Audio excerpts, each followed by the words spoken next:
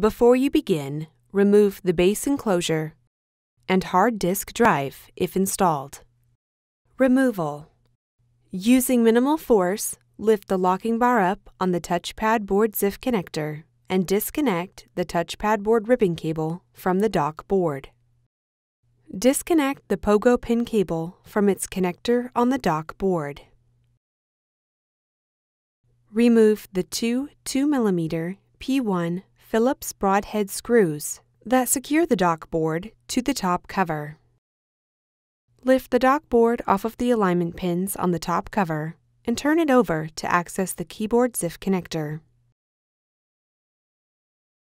Using minimal force, lift the locking bar up on the keyboard ZIF connector and disconnect the keyboard ribbon cable from the dock board.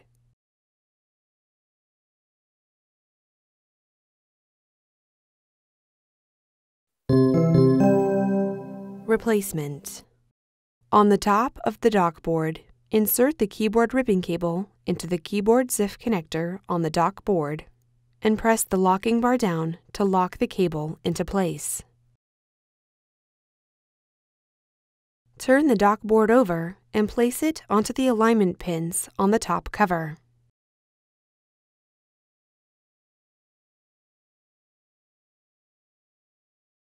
Replace the two 2mm P1 Phillips broadhead screws that secure the dock board to the top cover.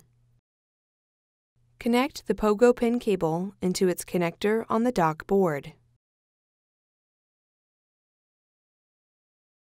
Insert the touchpad board ribbon cable into the touchpad board ZIF connector on the dock board and press the locking bar down to lock the cable into place.